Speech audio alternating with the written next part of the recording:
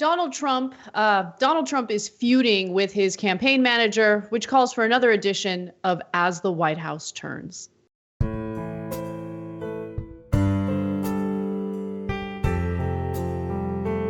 some very big mistakes. I asked for his resignation. I'm disappointed in the Attorney General.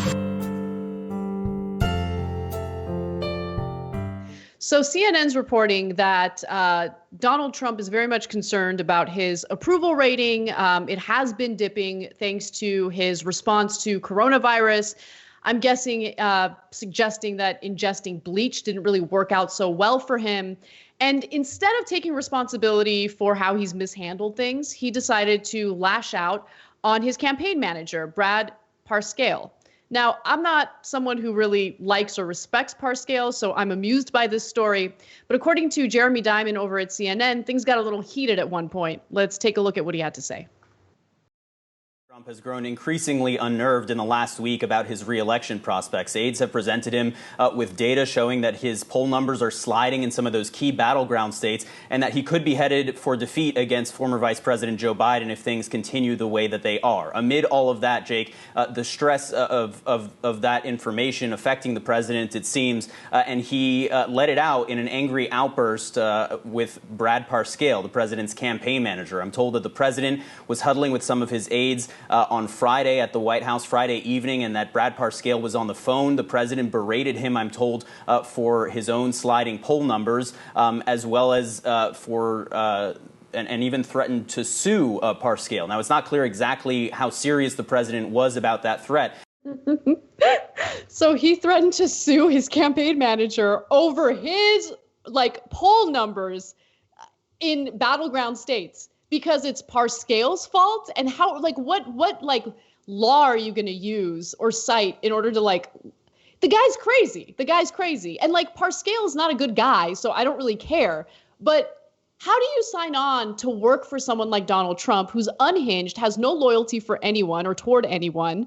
And by the way, at one point, Trump was asked about those poll numbers, and he's like, I don't believe the polls. I don't believe the polls. I'm doing great. Parscale and other people who work on the campaign also told Trump that they think that maybe it's not a good idea to do these daily press briefings, and Trump did not like that. Yeah. So, look, this is great news, not just for Democrats, but for the country and the planet, because that means Trump is not going to listen to anything that might help him. In order to run a campaign effectively, you have to see when your numbers dip, when they rise. You have to be able to adjust, especially on the level that he's at, because for smaller campaigns, it's very, very hard to move the numbers. But when it's a presidential campaign, there's so much media that the numbers move fairly easily and often. And it allows you a lot of time and ability to adjust if you actually pay attention. But Trump is incapable of doing that. I mean, all the Democrats had to do was nominate a shoe, and the shoe would win. In fact, he'd be a shoo-in, if you will. All we needed was net zero. No, just someone who can put a sentence together and isn't dealing with the sexual assault allegation. That's all we need. These moderate Democrats think that we're trying to replace Biden with Bernie Sanders. Yeah, that's a dream, but I know that's not going to happen. Just replace him with someone who functions. That's it. We're just looking for a net zero. That's all we're looking for, because Trump is in a world of trouble. Okay. Now, first of all, yelling at your campaign manager, apparently normal. I still find it insane, but apparently that's a thing that candidates do all the time. Okay, whatever. Number two, threatening to sue your campaign manager, mental. I don't even know what that means. Okay, that's okay. Fine. Great. Do it now. That'd be amazing if you sued your own campaign manager as the campaign is starting. But most importantly, him ignoring the polls and saying he doesn't believe in polls and living in that alternate reality is great news, because the polls aren't lying. And another excuse he had was, if it is true, my poll numbers are going down because the country isn't getting enough of me because I'm not doing the rallies. If they saw me more, my numbers would go up. Okay. That's not what's happening at all. The more they see of you in these press conferences, the more they realize you're Bozo the Clown. So what Parscale made a mistake there, and so did Ronald McDonald, who's the head of the RNC. Fine, Ronald McDaniel. They went in and talked to him like he was an adult. And they said, oh, your poll numbers are down, and it's obviously because you told people to drink Clorox. And so don't do that because we don't want to lose the election. And he's like, that's it, I'm thinking about firing you and suing you for saying things that are true, when obviously I'm like the greatest person that ever lived, and they're not seeing me enough. That's the real problem. I can't believe you didn't realize that, Ronald McDonald. And where's the burglar anyway? Or hamburglar? Okay, I got to give you some more of what people close to Trump have told CNN.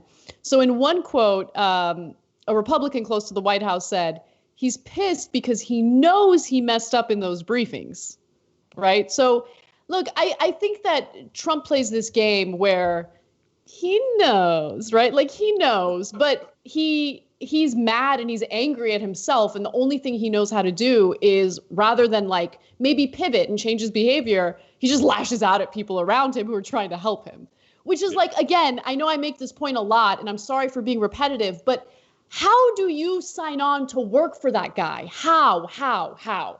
Like, it sounds like the worst job in the world. Like, even if I were some crazy power hungry person, which I'm clearly not, but if I were, right, I still wouldn't work for him because it's the most counterproductive thing to do for a power-driven person. Eventually, he's going to snipe you, and it's over. Your career's over. You're just an amash.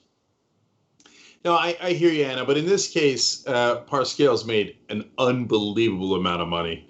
And remember, we did that story about his Ferraris or whatever sports car he has. And what is it? His firm is charged $50 million or something. Look, they're all having a feast at the expense of Republican donors. If you're a giant company giving money to Republicans, it makes sense. They're going to give you billions and trillions of dollars in return. So buying off Parscale and financing his Ferraris and apartments makes sense. If you're a regular person in America and you're giving money to the Trump campaign, it's going towards Trump properties. It's going to Parscale's Ferraris, it's going to that type of stuff. So Parscale, I get it. He's like, oh yeah, okay, yell at me, you're going to sue me. Later, you're going to blame me for the election. You lose. Whatever, dude. I already got the 3 apartments. I already took home the money. And every day he's taking home more money is another day that he thinks is a win. Okay, I got to give you one more quote from Trump. He said, I believe the people of this country are smart, and I don't think that they will put a man in who's incompetent. Which he's referencing Joe Biden. No, you guys, like, he has no self-awareness. He really genuinely thinks he's the smartest person on the planet. He thinks he's kind of a smart person. Yeah, I'm like a smart person. I'm a very stable genius. I'm actually known for 2 things in life. One is being smart person, like a smart person, and the other is for being mentally stable. Like, you think I'm making that up, like I did with the Hamburglar? No, he actually said those things. Look, in the old days, in the beginning of Trump's term, we used to kid around and we had a poll: who's dumber, Trump or Bush? Because you forget how stupid Bush was. No, not close. Because Bush had enough sense to know he was stupid. Trump has no idea. Like, he's like, I heard, you take disinfectant and you put it in the lungs. In 1 minute, it's gone. Yeah, maybe the lungs are gone in a minute. It's gone. It wipes out coronavirus. They're like, Mr. President, you're an idiot. No way. This is the smartest thing I ever said. You're dumb for not realizing how smart I am. No. Just like, guys, no strategy. Nothing. The guy's the dumbest guy you've ever met. I don't know why I have this weird quasi-respect for Parscale. It's kind of a funny thing to say. No. No. Because the other Republicans, this is a total BS theory, very outside speculation. The other Republicans, to me, they look like, oh, Mr. Trump, of course, sir, of course, Clorox, injected in the nose, it's a great idea. Oh my God, yes, sir, right? Parscale has that look on his face like, I know I'm robbing you. I'm robbing you, right? And so I feel like he understands the game a little bit better than the rest. This dude used to be like some Like nobody in the middle of Texas at like fiddling around fixing his own computer. Next you know, Trump picked him out of nowhere, and now he's the campaign manager, and every day he's got to be thinking this is a miracle. How did I rob people of all this money? I'm going to keep it going for as long as I can, but of course this guy's a clown. I don't know how Parscale didn't get cast for Lord of the Rings, because they would have saved a lot of money on makeup. Like, just cast that guy. He's good. You know, look at that face, on face alone. Thanks for watching The Young Turks. Really appreciate it. Another way to show support is through YouTube memberships. You'll get to interact with us more. There's live chat emojis, badges. You've got emojis of me, Anna, John, JR. So those are super fun. But you also get playback of our exclusive member-only shows and specials right after they air. So all of that, all you gotta do is click that join button right underneath the video. Thank you.